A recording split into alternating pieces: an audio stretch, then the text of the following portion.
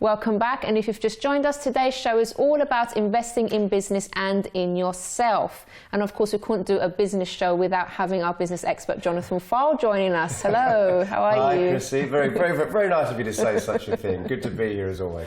So, what do you think of all this? I think it's great what he's done. Oh, look, you know, this is, as you saw from the video before and as you heard about his background, obviously you can tell that I was once a professional dancer as well and can cut a move on a dance floor. No, I think you can vouch for the fact that I can't. You tried. But I'll tell you, let me explain from an investor's perspective. Yes, an amazing guy. When we first met, he had already put in thousands of pounds of his own money. And that's one thing he didn't mention in the last section. He'd put thousands of pounds of his own money into a complete concept. But what was very, very sensible about what Nickel did is he saw a model that worked very, very well in the US that was doing something similar for singer-songwriters that had proven to be a very successful company, you know, valued in the billions. And he thought, why can't I replicate this model for the dance industry? And what dance.com is all about is it gives professional and semi-professional dancers, for the first time ever, the opportunity to generate money online.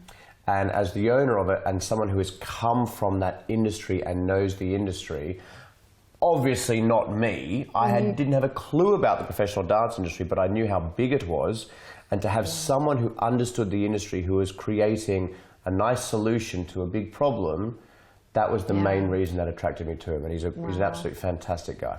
How important was it for you, though? Because obviously it's not just maybe the concept, but also the person behind it is also just as important, would you say? What's the kind of ratio, would you say? It would literally be 70-30 in the sense of the person, the individual.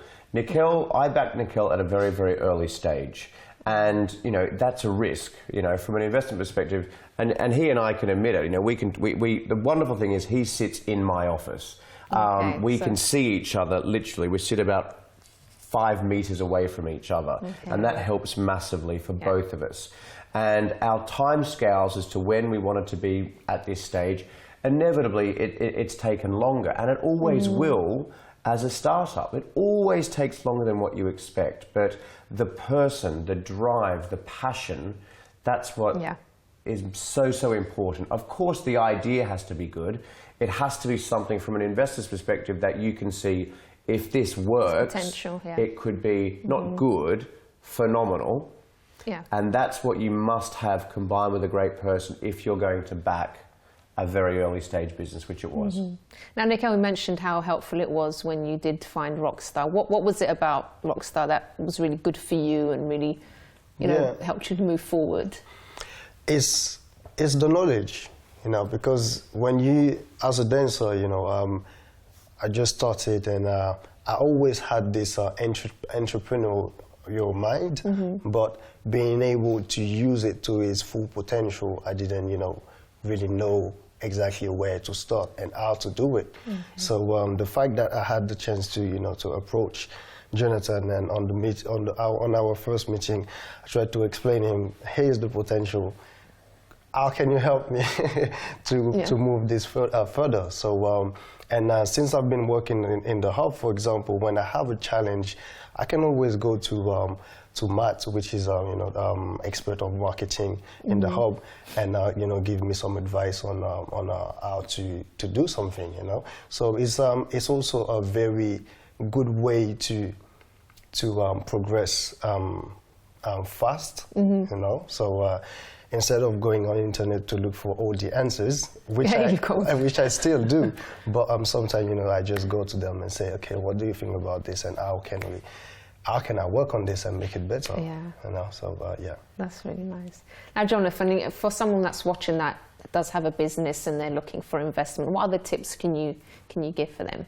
Well, I think the first thing is it has to be something that you are experienced in. So, for example, if I had left my career as whatever I used to do, which isn't important, and said, guys, I've got a fantastic idea. There's a gap in the market for professional dancers to generate money online and do it in a really innovative way that creates multiple revenue streams for the dancers and for sponsors, which is what this is all about, Yeah. people would look at me like a mug and say, what experience do you have in that sector? It works for Nickel because he just beams confidence and knowledge of the sector. The video you saw before are some of the most well-known street dancers in the world that he can call up because he's in that network. So if you are looking for investment, especially if you are at the early stage of your business, you have to be able to show and prove that you have knowledge and experience of that sector. Right. You can't just say, I've got this great idea, I've got no experience whatsoever, but please give me money. That's just not going to work. So whatever your ideas are, or whatever your one idea is, you've got to match it with your experience. That helps hugely. The second thing is, you know, the traditional methods are you need to prepare a business plan. You know, and most bank managers up to angel investors will always ask for a business plan. What that means from my perspective is you do not need to put together a 65-page business plan with a 40-page appendix attached to it. It does your head in as an investor. You do not want to read that.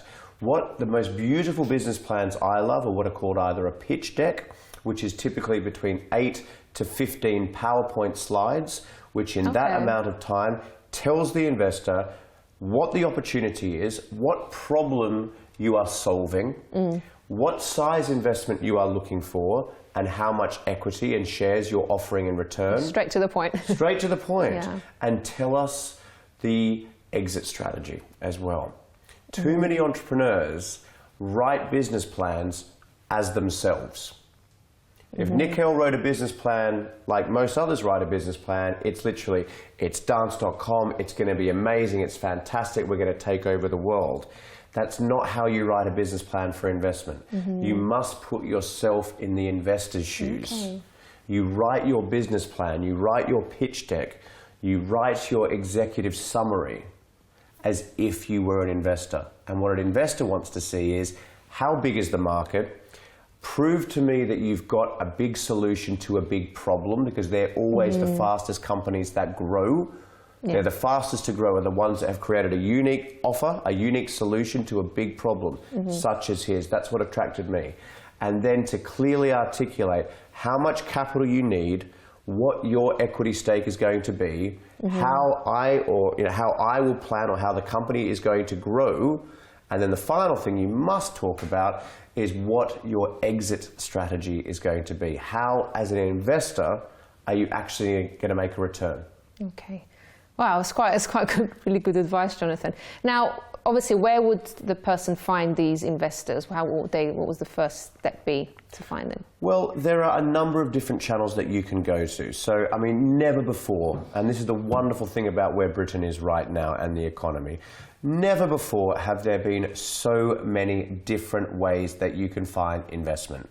So many different funding opportunities for you. There are still the two obvious ones. There's debt funding, such as loans, not just now from banks, but from peer-to-peer lending, from government programs who lend money to startups. That's debt funding, where you're borrowing the money. And then the other one, of course, is equity funding, like we see on TV, where wealthy individuals are giving money in return for shares in that company. There are a number of angel networks. There are private equity funds, there are venture capital funds. And the private equity funds and the venture capital funds, they're the ones to go to once you're established, once you've already hit this level and now you're looking to take it to the next level. So if you're looking for equity funding, it's a combination of looking at various, and you're at the early stage, it's a combination of finding incubators or accelerator hubs where companies look to invest in businesses, put them under their roof and grow them. Or it's a case of finding an angel investor who understands and knows what your sector is all about and convince them that you're a willing punt to take on. Okay. Now, where do you see Nickel going in the future? Where do you see yourself? Literally to the moon. Yeah, we, that's nice. you know, what I love Got about confidence in you. listen, what I love about Nickel is we've had some setbacks, as all startups do. And the setbacks that we've effectively had is the real, I mean, obviously it allows dancers to generate money online. But for us as an organization to generate serious revenue, it's been a case of finding the right sort of global partners, corporate partners that can make us grow faster. And earlier on, we're fine now, but earlier on we were too small or we didn't have enough traction in the market that we thought we did to get the big boys to say, this is an opportunity, we're putting our name to that, there's a significant investment as a result. We've passed that now, but we then had to think about how can we do that? How can we get the traction that they need on a smaller budget? And there's footage in that video that you saw before of the event that we did in Paris. When I say we, I was just a participant, but oh my God, was that an eye-opener for me. It was that day in Paris, only a few months ago now, when I walked in, and this gentleman did this by himself. He had 6 of some of the world's most famous street dancers. He had hundreds of people in a massive auditorium who had paid serious money to be there to watch this thing. And it was then when I was like, this guy, I know the budget he's working on. Yeah. I know what he's working on, but God, does he work hard? Is he committed? And does he have a network base because he knows what he's doing? Yeah. And ever since then, we've been building strongly. Oh, that's amazing. I'll be really interested to revisit your case, your story, and just see how it's going in a few months' time. I think it would be great to do that. Yeah. Thank you so much. I'd be happy to do that. Thank you so much for coming, Jonathan. Thank you so much, and we'll see you again next time. All right, guys, so after this quick break, still on the subject of investment, I'll be sharing with you some of the things that I do to invest in myself. We'll be right back here on The Chrissy B Show.